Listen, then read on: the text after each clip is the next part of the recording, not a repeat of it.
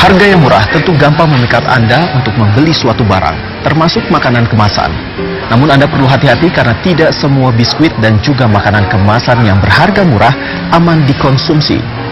Karena tim reportase investigasi menemukan sejumlah oknum yang gemar memalsukan tanggal kadaluarsa biskuit dan juga makanan kemasan lainnya.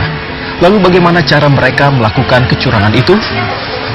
Bersama saya Iqbal Kurniadi, inilah reportase investigasi selengkapnya.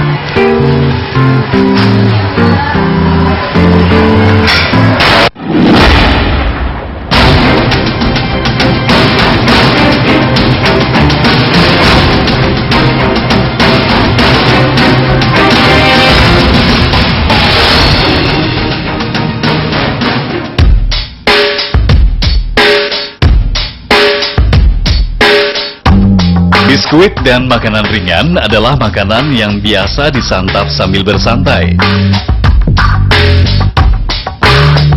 Bagi bayi, biskuit merupakan makanan tambahan yang diberikan antara makanan utama atau air susu ibu.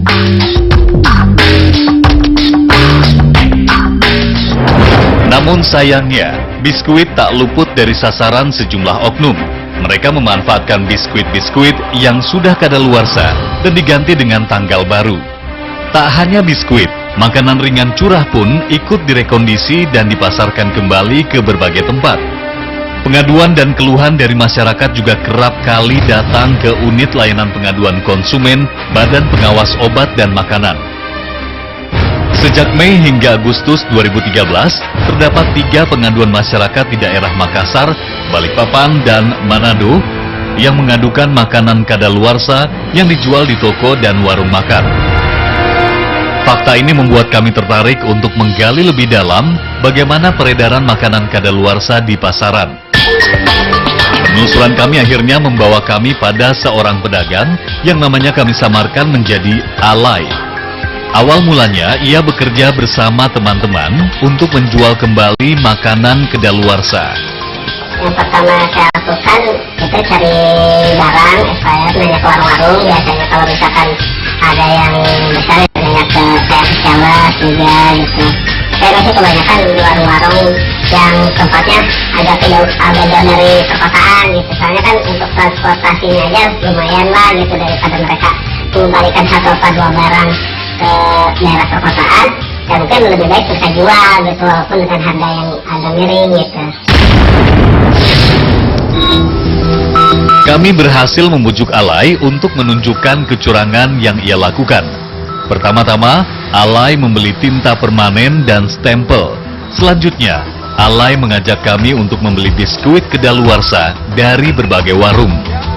Barang untuk satu barang kita membeli barang itu kurang lebih antara 2.000, 2.500, variasi juga gitu. Keuntungannya juga bisa sama dari harga modal juga. Setelah mendapatkan biskuit kadaluarsa, Alay membeli bahan bakar. Selanjutnya, bahan tadi diracik dan digunakan untuk menghilangkan tanggal kadaluarsa. Dan dalam waktu 10 detik, tanggal kadaluarsa pun menghilang. Langkah selanjutnya adalah membuat tanggal kadaluarsa baru dengan bantuan stempel dan tinta. Penentuan tanggal biasanya berjarak 2 atau 3 tahun ke depan, dan biskuit pun siap diedarkan. Alay pun bersiap dengan kostum ala sales dari perusahaan biskuit. Biskuit kadaluarsanya itu disuplai ke beberapa warung langganan. Setelah seminggu, Alay mengecek lagi hasil penjualan biskuitnya. Keuntungan yang diperoleh Alay dalam sehari bisa mencapai 20 hingga 50 ribu rupiah. Dengan harga yang sama kalau ke konsumen perorangan, tapi beda kalau misalkan warung ya. Kalau untuk warung biasanya ya kita bedain sedikit lah dari agen-agen yang ini gitu, yang biasa mereka beli gitu, biar pelanggannya itu lari ke kita, biar nggak terlalu curiga gitu. Namanya menjual barang kadaluarsa, tentu barang yang dijual pun barang jelek. Tak jarang Alay bertemu dengan pembeli yang kritis. Emang pernah juga sih warung yang komplain gitu.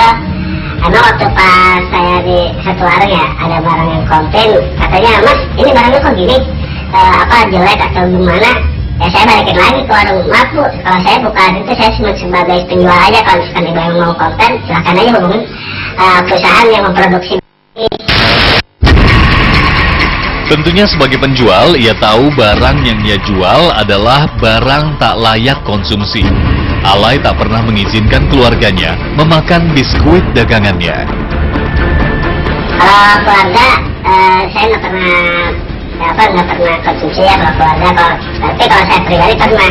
Kalau saya pribadi itu pernah waktu kejadian pas saya tidak punya uang sama sekali, perut saya dalam keadaan lapar gitu kan, ya saya konsumsi sendiri gitu.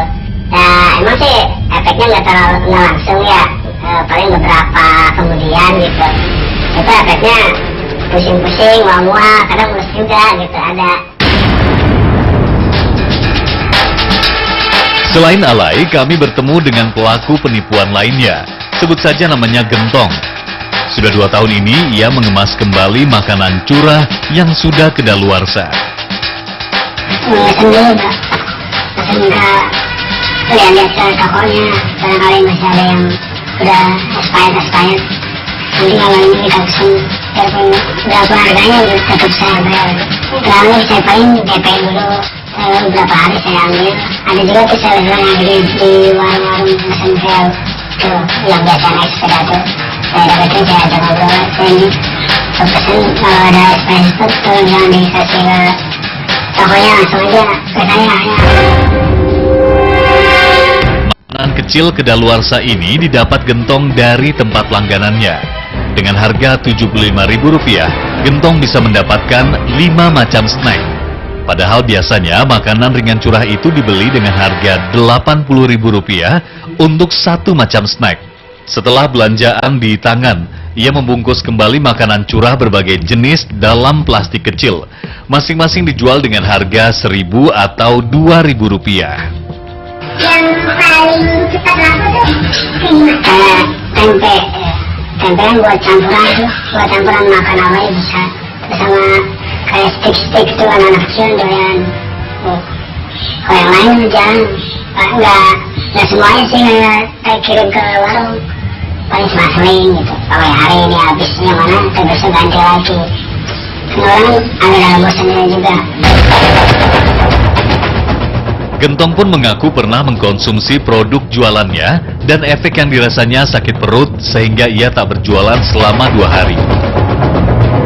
Keluarga Mas sendiri tahu kerjaan Mas ini? Belum tahu. Saya pernah konsumsi buatan hasil Mas?